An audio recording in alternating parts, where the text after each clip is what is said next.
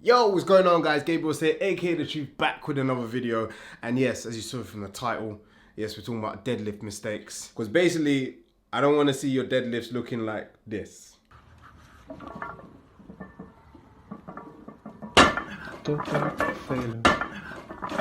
Okay. And this was actually sparked, not from just like seeing people deadlift badly, but also my massage therapist. She posted a video on her Instagram and it was showing her deadlift and she was looking for tips. So I sent her some tips. She was like, oh, thanks. And I was like, rah. Seeing as I'm on this consistent content flow again, I'm back. I thought, might as well run this one.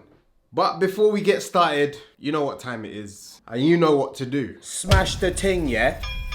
So mistake number one, which I see in a lot of people, is you're starting too low. So what people do when they set up in the deadlift, they go like this. Got the bar, set myself up, outside of the bar, good starting point, and then they start here. So then when they go to pull, they go like this.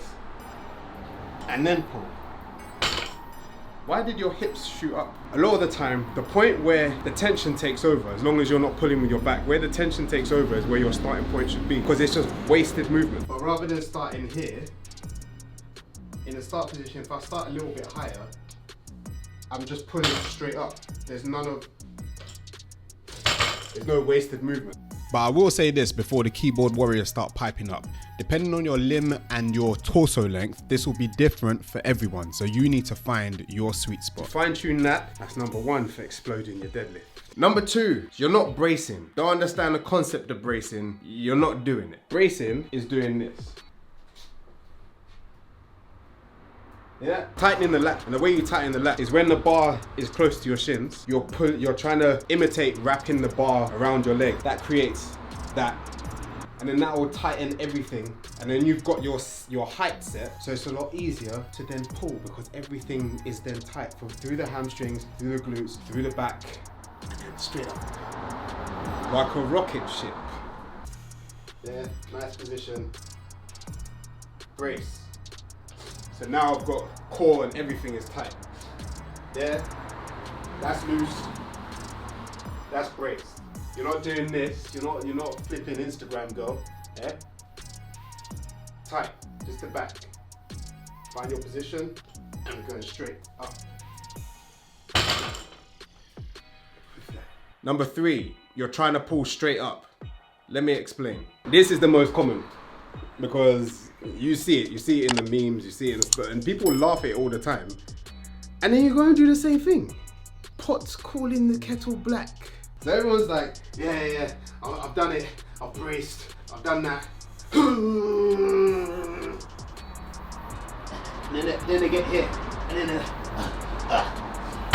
Don't tell me that you've never done that, like you're a liar if you tell me that you haven't done that. Or you've seen your friend that has done that, and then you've gassed him.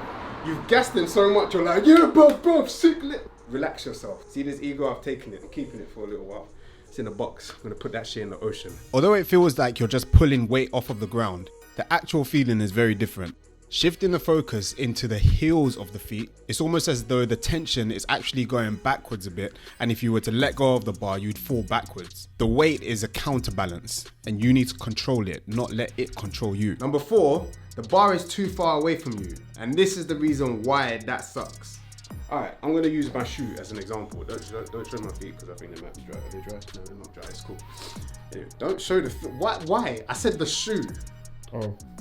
The shoe. All right, so when you're deadlifting, we're looking at splitting the foot in half. When I see some people deadlifting and you had the cheek to say to me, nah, it has to be there. Is that half your foot? I'm asking you a question. Is that half your foot? Half your foot is there, right?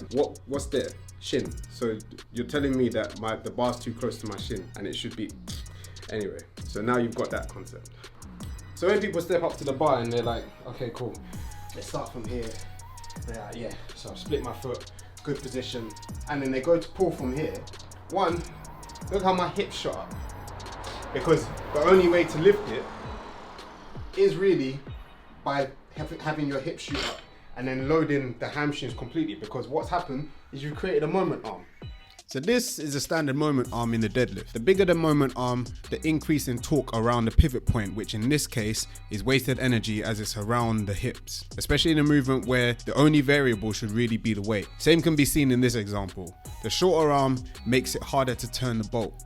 You increase the length and it adds more torque to the pivot point, which again, we don't want in the deadlift. Why do you think strongmen and that, and Olympic lifters, have grazes all over their shins? It's not because they were starting from Narnia, it's because they were starting from their shin. And number 5, you're not utilizing the hip drive. Now remember, I showed you the whole, the shaking. And then you get here. What is this? What is this point here? There is literally 0. What you want to do is utilize hip drive through the heels. And we get to here, it's not this, it's this. Glutes fire, squeeze them butt cheeks like you've never squeezed them before. You practice that movement, and it works wonders. Olympic lifters do it all the time. They're here, and then boom, they've got that drive, and then they use that for all their technical shit to do their shit. But that's what you need to make a good deadlift. And number 6, you're always going too heavy. Why do you all do this? Going heavy all the time is the worst way to progress. And before the keyboard warriors pipe up again, we're talking about people that train heavy in an absolute fashion instead of relative to their program. As we all know, absolute failure is very, very different to relative failure. And I know it's one of those things that it gasses you, innit? You get in the gym, sometimes I'll be doing it. I'll be deadlifting, I'll be like, I'm not going anywhere past maybe 200. And then someone looks at you and they look at the weight. Then they look at you and they look back at the weight. And then they look at you and you're like,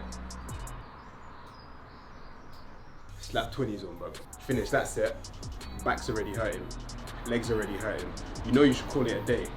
And then the same guy looks at the weight, then looks at you. And he's probably thinking, yeah, that's sick. Your perception is like, fuck this, bro, slap another 20 on. You're now at 260. For what? I know this video is helpful. I know it in my soul.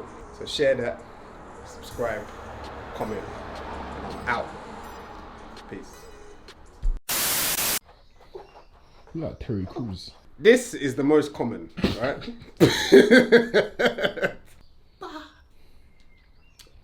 So mistake number 1.